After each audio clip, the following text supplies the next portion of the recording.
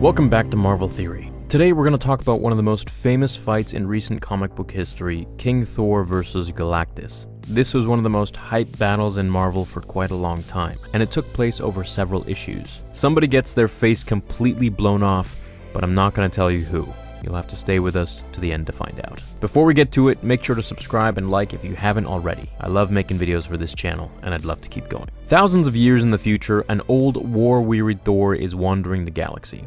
His body is lined with scars, one of his arms is missing, and his hair has turned from those lovely blonde locks into pure white. He's kinda lost his way, and he feels every bit of his age.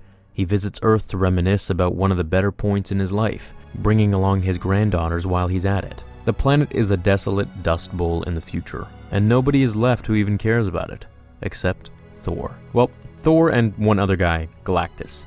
Galactus arrives on the planet and begins assembling his machines to break down Earth's core into consumable energy.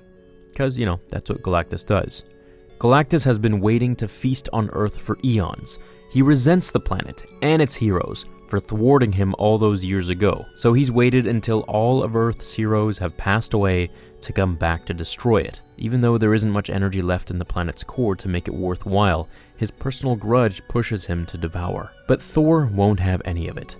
The Avengers might be gone, but there's one person who's left to defend Midgard. He approaches Galactus, telling off the giant. He warns the Devourer of Worlds that there's no way he's going to eat Earth. Not now, not ever. But that was pretty much the worst thing you could tell Galactus after thousands of years of waiting. He hits Thor with a massive blast of the power cosmic. To retaliate, the one-armed Thor summons his metal arm along with his trusty hammer Mjolnir and strikes back at Galactus. The pair equally trade blows like this for a few rounds.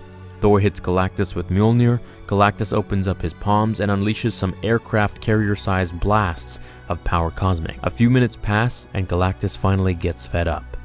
He punches Thor so hard that he passes through the Earth and crashes into the moon. Just like Steve Rogers in every single scene where he's being knocked down by a bully, Thor stands up, or floats up, since he's in space, and takes aim. He points Mjolnir directly at Galactus and hits him at full impact. This is basically Thor's Super Saiyan moment, when he reaches a new level of power just in the nick of time. But the glory is short-lived. Galactus is just too strong, and he knocks Thor clean across the galaxy. While Thor is floating unconscious in space, Galactus turns back to the Earth and finally does what he's been waiting to do for so long: feasts. He consumes Earth's energy and proclaims that his power has been restored. Right in time for Thor's granddaughters to show up. All three are there, and they're ready to defend their grandfather. Each one sports a new weapon from Thor's past. Mjolnir's hammer brother, Stormbreaker, the mighty axe, Jarnborn, Fandral's sword, and Hogun's mace. They attack Galactus as the self-proclaimed Girls of Thunder, and they take the Devourer of Worlds down a peg or two. At one point, Frigg, the granddaughter named after Thor's mother, throws Stormbreaker down Galactus' throat, then quickly wills it back to her hand, blowing the Devourer of Worlds' jaw clean off. This is probably the most defeated Galactus has ever looked, if we're gonna forget about all those times that he was actually killed in the other comics. But still, he's able to recover. In a short time, he has Thor's granddaughters fighting for their lives. He nearly squashes them with his boot, but misses by a few meters, and just before he can try again, Thor arrives.